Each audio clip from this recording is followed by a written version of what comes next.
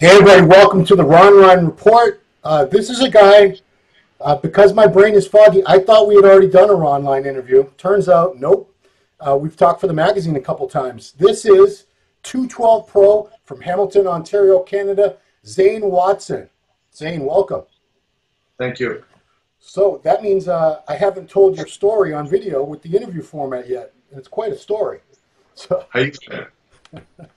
we're gonna start at the beginning if that's okay, because hey, you're posting real quick. You're posting some pictures of. I'm not sure if they're more recent or not, but you look like you're in pretty good shape. No, those are like 40, 50 years ago. Yeah. No, you're right. I'm in decent shape now, but yeah, I'm an old man. But thank you very much. Appreciate that. Well, since I've seen you last, look. Yeah, the chipmunk cheeks are coming down. Yeah. And since I've seen you last, your upper body has gone like this. So yeah, we'll definitely get to that. You're making some amazing improvements since I saw you last time.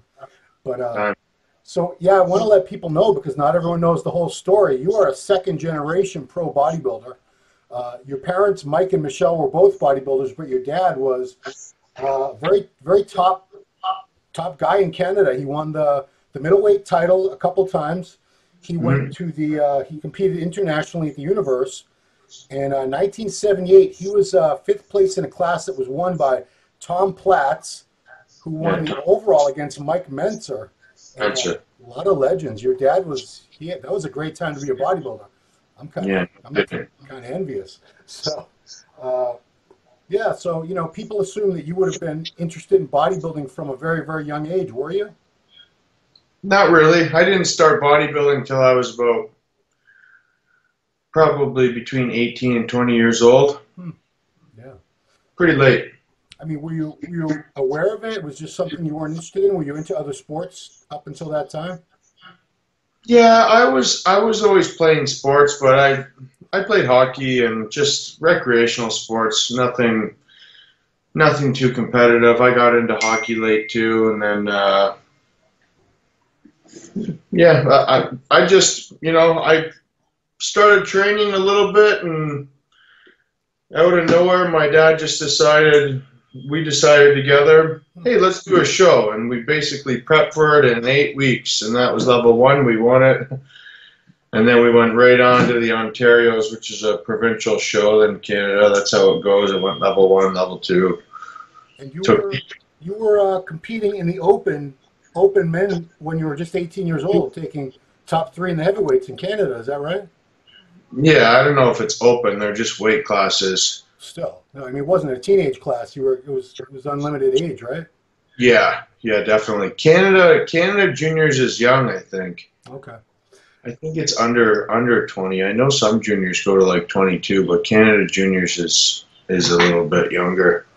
And I remember I made notes from our previous interview. You were in 8 weeks, after just 8 weeks of training, so you hadn't really done any serious training up until then. You were squatting 495 and deadlifting 585? Yeah, I was lifting heavy. That's insane. I don't look like that anymore. Still, but that was 2 months into lifting you were doing that. Yeah, we hit it pretty hard for 2 months. That's crazy. And that was in between injuries and. So you were getting injured like in the early days of training? No, I started training with a couple silly injuries. I had a shoulder injury. I had a little bit of a hip problem, and they were just. It wasn't from bodybuilding. They were just from different sports, different accidents. So you got to tell the story about how you met Arnold Schwarzenegger when you were just 11 years old. Yeah, that was good. So we went to that was the first time I went to the Arnold Classic. I went with my father and my brother and my sister. And we were late. I was just with my dad. We were the last ones to leave the room. And I believe it was at the Hilton. And we were late going down to the night show. And I remember going to the elevator, and the elevator doors opened, and there was Arnold with 8 bodyguards. Yeah. And I was like, oh my God. And he actually made two bodyguards get out of the elevator and take a different elevator so we could come in. And I remember he looked like a mannequin. I was staring at him, and my dad conversed with him the whole way down about actually those competitions that you just mentioned, the universe he was talking about, you know, so I could hear them 78, 79. And, you know, Arnold was on point. He knew exactly what he was talking about. So that was, yeah, that was really cool. So, you know, your dad, I don't know how long he had been planning to start coaching you, but I guess he owned a chain of health clubs, and he finally sold them off when you were 18 or 19. And they decided, I'm gonna help Zane out. I'm gonna make him into the bodybuilder I wish I could have been, basically, right? Yeah, he had more time on his hands after that. Yeah. So, you know, he had many, many years of experience. Was he able to sort of put you on a fast track to success where, you know, on your own, you probably would have made a lot of mistakes? It would have taken you a lot longer. Froze up. I basically did what he did in 15 years and 2. Wow. Wow. It's all knowledge. You know, it's crazy the advantage you have when you have that little bit of knowledge. Right. And then, you know, basically I took it as far as he had taken it in bodybuilding, and that's when I actually hired Chris Aceto. Yeah. Because, you know, he had gone to the next level, so now I have again, I've again absorbed this knowledge of, you know, from a whole new level, and now we all work together, and my father's my trainer. Chris usually handles most of my my dieting. Yeah. I mean, I want to give Mike credit because he took you from never having touched a weight basically to turning pro, and you won your first pro show with his guidance. You won the 2015 Toronto Pro 212 division. Yeah, huge advantage. So what changed when, you know, Chris started working with you for the Arnold prep last year? What were some differences in Chris's approach to what you had been doing already? I'd say the biggest difference was the amount of food I was eating. A lot more. Yeah, yeah. I've heard that. I know obviously I know Jose, a guy named Matt. That's the first thing they always said is, I can't believe how much food this guy wants me to eat. Yeah, and it makes sense. You know, I eat so much food and my metabolism, it just turns into a furnace, and you're trying to metabolize all that food, and you just end up burning it all, but you know, you grow at the same time. I've learned a lot. Yeah. So your training style, the last time I talked to you, you told me it was sort of similar to a Dorian Yates high intensity training in the off season, and then you would transition to more volume and not quite as heavy in the prep phase. You still do it that way? Yeah, I go through periods. Like I do periodization schedules. Like I'll write out when what's the best time to be putting on muscle, and what's the best time to be trimming down, because, you know, especially at the point I am right now, I can't lift crazy heavy, and also, you know, my metabolism's at the state where I really got to push it to break a sweat. So getting pretty low, and I do a lot more like time under tension, minute rest, a lot of sets, German volume, 8 sets of 10, 1 minute rest, stuff like that. Yeah. Giant sets. And it's a private gym who owns that gym? Is that your gym or your dad's gym that you train at? Yeah, I own the building and the business. Okay. So is it private training for just clients of you guys? Yeah, we have a small membership base, and also some personal training. Okay. All right. So I know the Arnold was a while ago, but that's the last time anybody's seen you on stage. So I'll set the stage for it. So I met you maybe the day before the show with Jose, and I looked. You know, I see that you're about my height, and I was like, oh no, this poor guy. He's too tall. He's too tall. And then I saw you judging the next day. I'm like, wow. You know, there's something about some of the shorter guys look like mailboxes, no offense. But when you have more of a spread out structure and longer limbs, you can get a more aesthetic look to the physique. And Sure. that's exactly what I saw. Your aesthetics, your lines, and you know you were killing people on condition at that show. And also very impressed. I think everybody was impressed with that posing. You posed to "Sounds of Silence" by Disturbed, and you actually had a choreographer put that routine together for you. Is that right? Yeah, I always work with a choreographer. Usually I finish the choreography about a month out. Okay. And then I have a month to practice it. Now, have you always been so focused on practicing your posing and perfecting it, or was it specifically because the Arnold had changed and added posing round was going to be judged for the first time in many, many years? Well, a couple things. Yeah, the routine at the Arnold Classic is worth 30%, which is crazy. I've always worked with a choreographer, but over time, I finally have found my groove, and I know what I want to pose to, how I want to pose. Before, I was kind of trying stuff. I was still working with somebody, but it was like, it's like trial and error a little bit. But now that I have my groove, I know exactly. I know it's an art. Bodybuilding's an art, so I take it really seriously, that portion of it, even if it's not worth a lot in some of these normal shows. Did Mike have anything to do with giving you that influence? Because all the guys I've talked to who competed in that era, the 70s and the 80s, they put a lot of time and effort into their presentation and posing because they felt that was a huge part of being a professional, is being able to really showcase yourself to that level where most guys, they won't do it. They won't put the time and effort into it.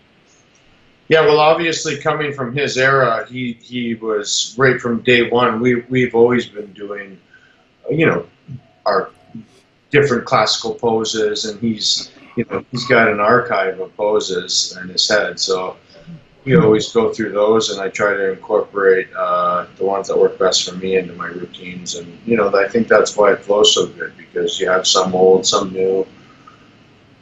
Yeah. Let's after the show, you took 5th place at the Arnold.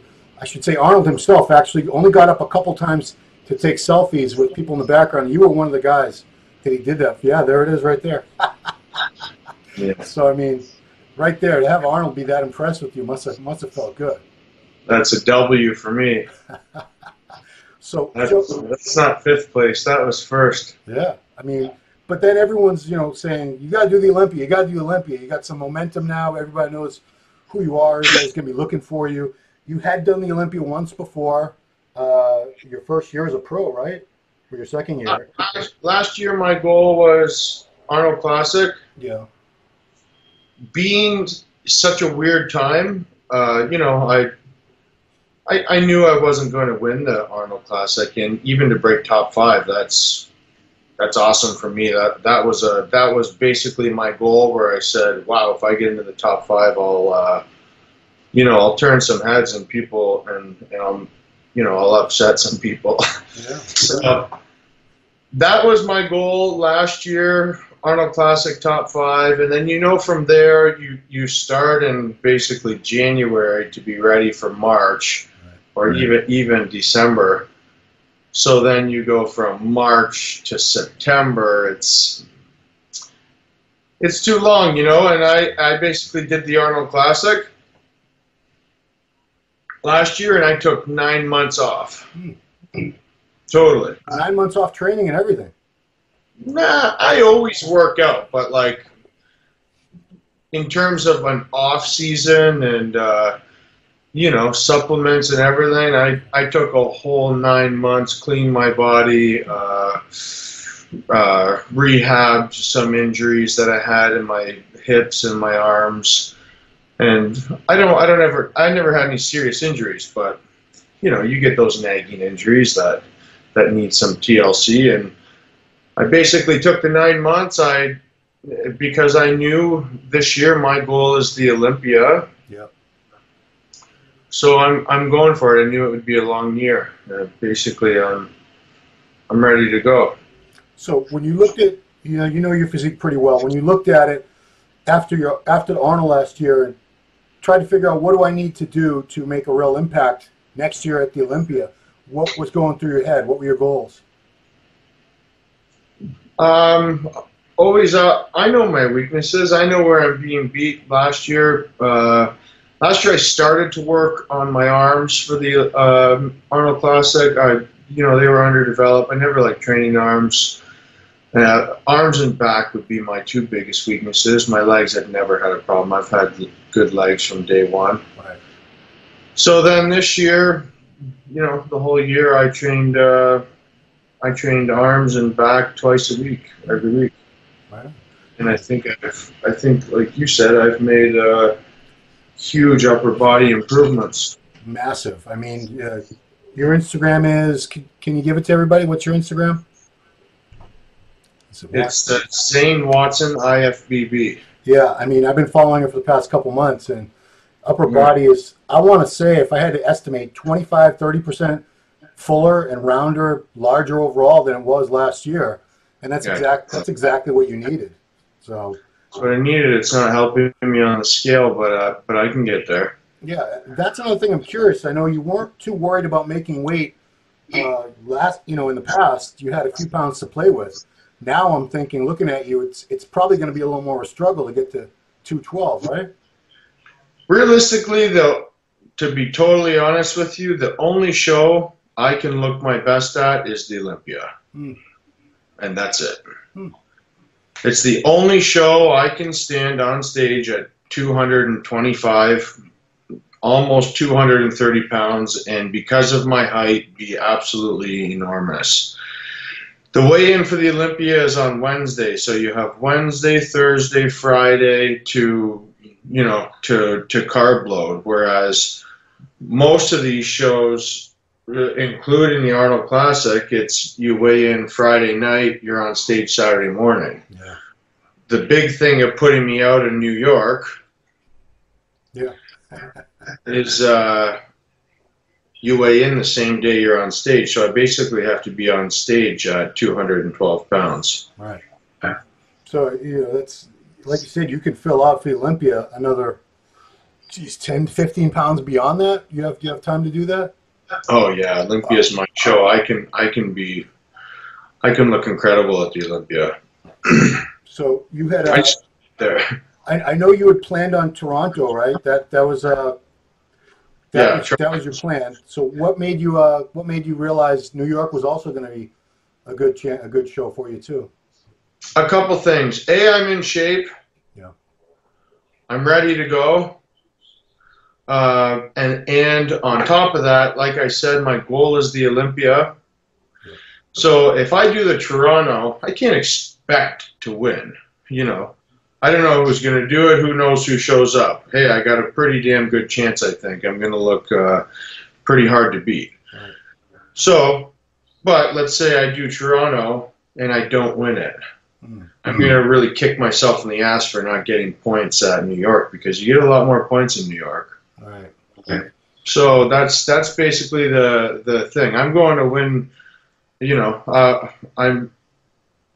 When's this video coming out? Oh, I want to get this up today. Today. Yeah. Okay. Well, I'm going to New York. I'm going to compete in the show for 212, and even if I come top 3 in New York, you get a handful of points, and hey, that'll really help me if I don't pull through with the W, because I'm going to go to the Olympia no matter what. So, cool. Whether it's based on points or not. So looking at videos at Regan, is Regan Grimes your training partner, or is that just for videos? No, he's a good friend of mine. He lives about 45 minutes to an hour away. So, it's great to have somebody, that's that you can push each other. That everybody you train with in your local gym or wherever, you're usually above. Especially at this level, you're training them. But when I train with Regan, we train together. So it's really good. I'm actually going to go with Regan to New York. Cool.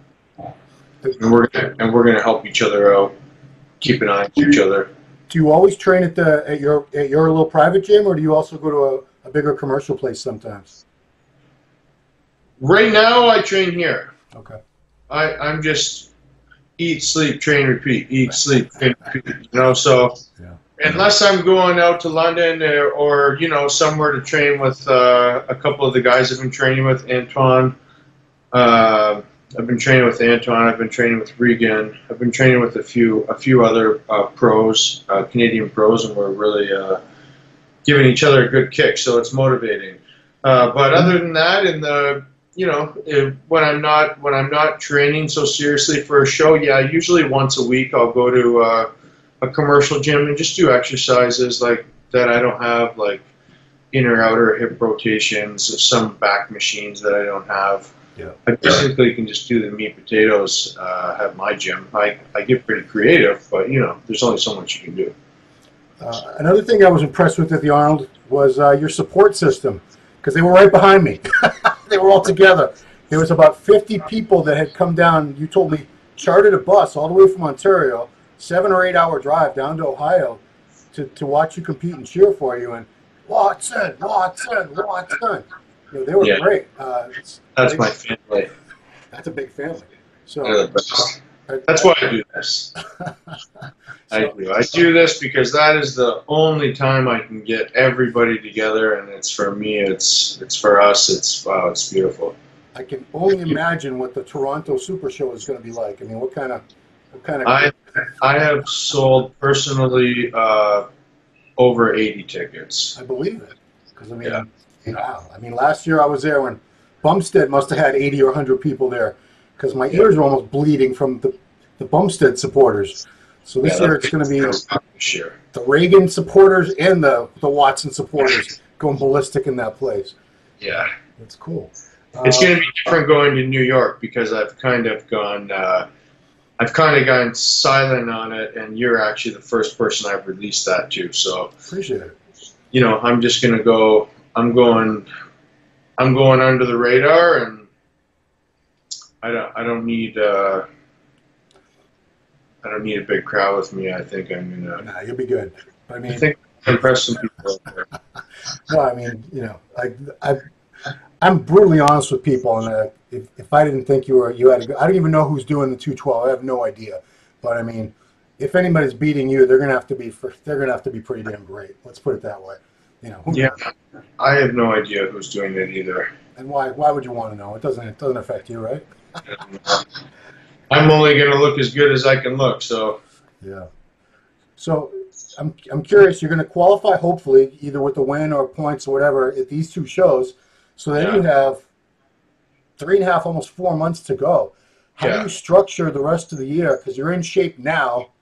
Yeah, it's tough. How do you figure that out? I've often wondered when you do these multiple shows like that.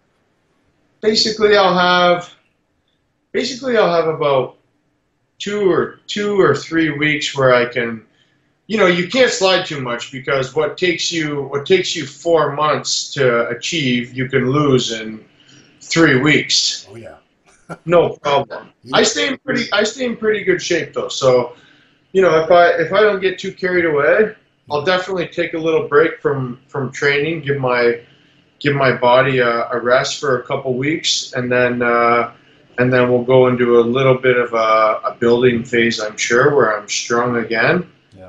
And then we'll chop it down with probably 8 weeks to the Olympia.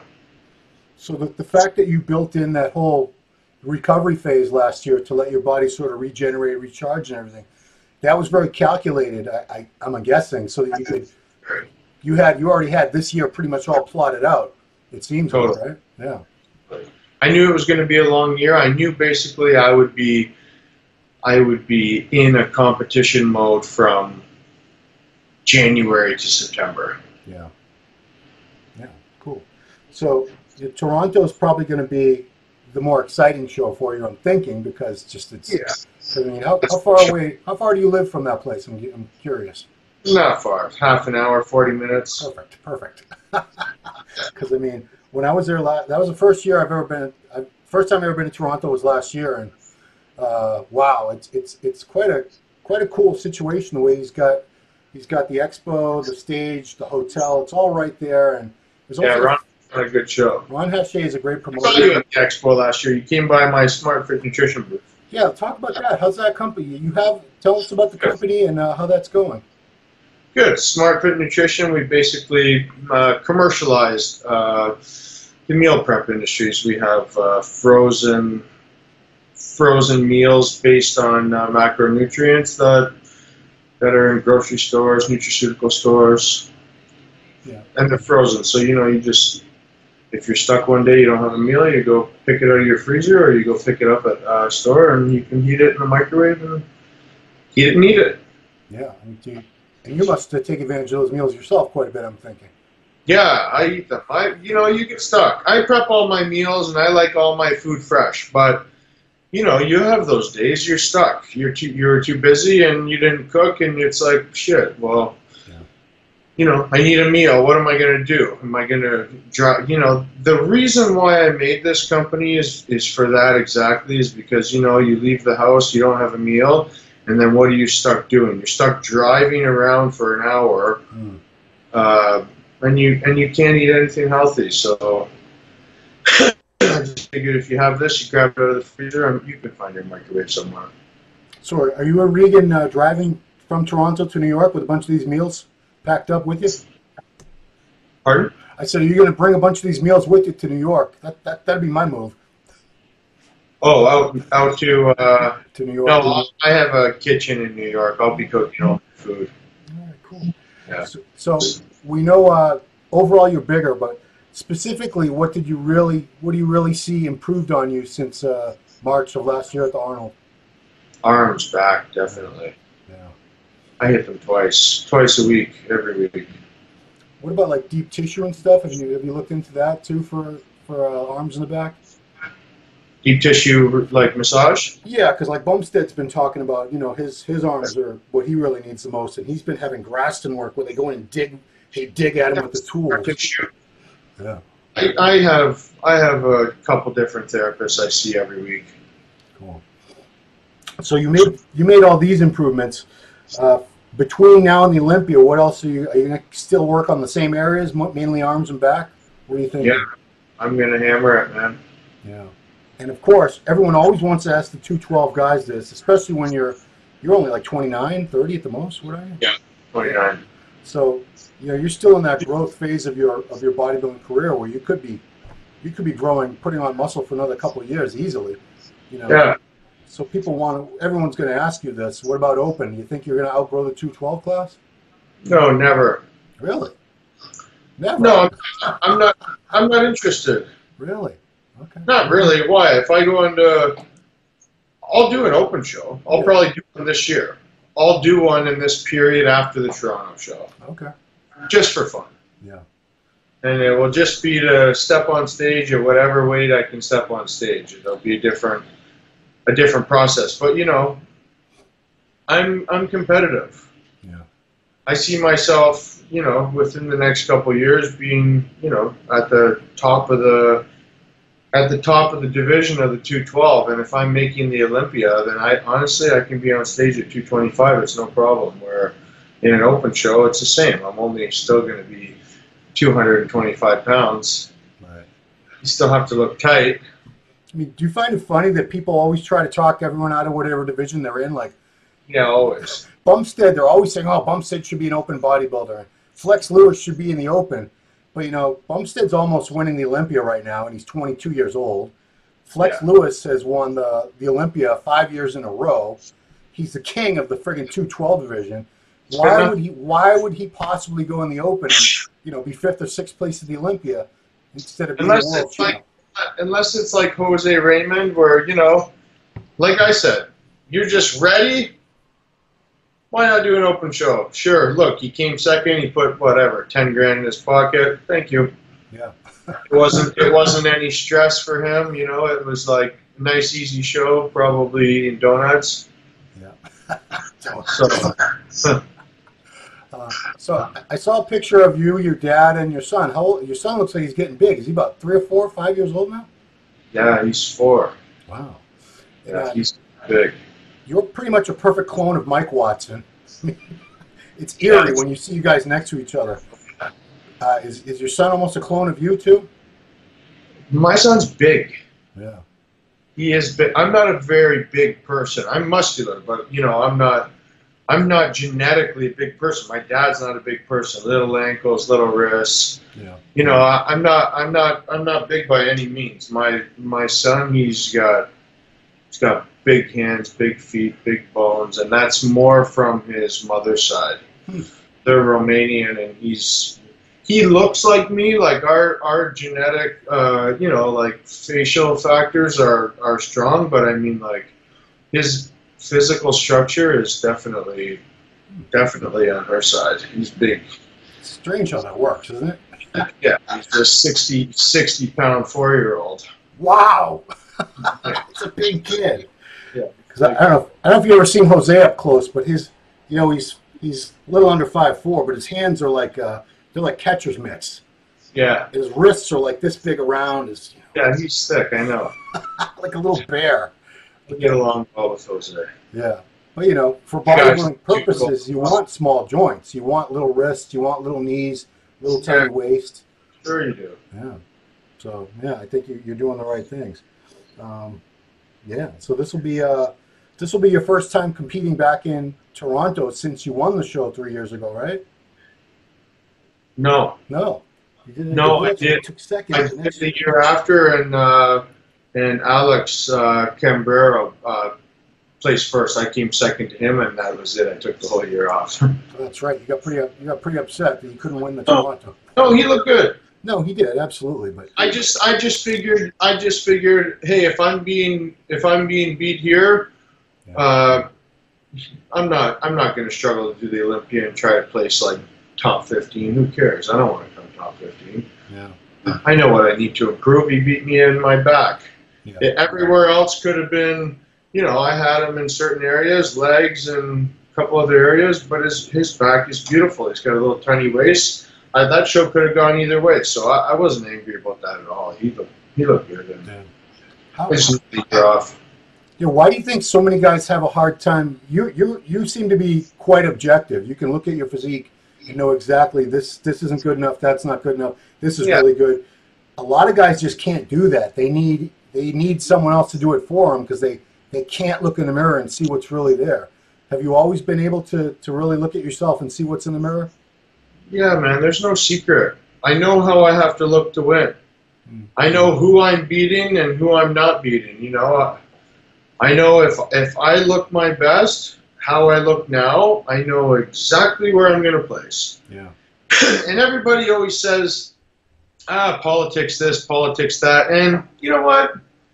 If this guy looks kind of like this guy and this guy makes the IFBB a lot more money, yeah, sure, it's a business. They're going to give it to that guy. I don't call that politics. I call it business. I mean, if it's coming... If it's even... I have this argument almost every day with people. I mean, if two guys are apples and oranges, you could flip a coin. Right. You know, you could, obviously whoever wins, the fans of the other guy are going to scream, it's the fix, it's politics, this and that. But I think the judges get it right pretty much most of the time. Yeah. Yeah. Within one, you know. Yeah. I don't know. And it's very, very tough to, you know, I'm sitting there and I'm thinking, thank God I'm not a judge.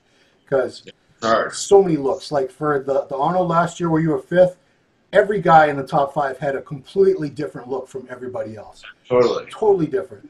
And if you, let's say you're all in perfect condition, you know, now what do you do? Now how do you say this guy deserves first, this guy deserves second? It's not easy. That's what I mean. Like even Tank Charles Dixon, you know, he's a little more well-known than me, a little more experienced, and they could have easily put him ahead of me. Right. And nobody would have blinked. Same thing at the Arnold with him and this Kamal guy who I never heard of until the Arnold this year. Could have gone either way. Totally, completely different physiques. Completely. You know, Dixon is a tank. This other guy was smaller, but you know, in prettier shape, symmetry, condition. I think they were pretty much equal. But you got to pick one guy. You can't all. There's no ties in bodybuilding. Somebody's got to win. Somebody's got to take second. That's right. You know? Well, I'm wishing you first place in New York and Toronto. Of course, you're a good dude. You work hard. You stay quiet. We don't hear a thing from you until boom, you show up. Hey, I've been trying to stay up on my social media. Yeah. Well, I think who's doing all the videos? Are those on Regan's channel on YouTube? YouTube videos. Antoine does a lot of YouTube, and Regan does YouTube as well. Yeah. So if I'm up on there, it's usually on their page. Okay, I think it's time you got your own YouTube channel. And Yeah, stuff. I'm going to get into a more of an educational YouTube, not not so much more helping people with exercises. And Right on. Whatever you choose to do, people, I'm sure we'll all want to check it out. So yeah. Well, I'm glad you decided to do New York. We don't have to wait the extra couple weeks to see you in Toronto. So, I'm ready. Yeah, wishing you the best of luck, sir. Appreciate you taking the time today to do this and giving us the breaking news on the New York Pro. Because now I know somebody good that's going in the 212 division. Till last night, I had no idea. So cool, man. So good luck to you, Zane Watson. You going out to New York? I'll be in New York. I'll be in Toronto, just like last time. So I'll hopefully see you win twice, sir. That'd be awesome. See you in 10 days. All right, cool. Thank you, Zane, for the Ronline Report. Bring me a butter tart. I'll bring you some Cane's Donuts from Boston. Those are legendary. I'm holding you good. Cool, man. Thanks for watching, everybody. Thanks a lot. Check out Zane at New York Pro and then again at the Toronto Pro soon. Talk to you later. Thanks a lot.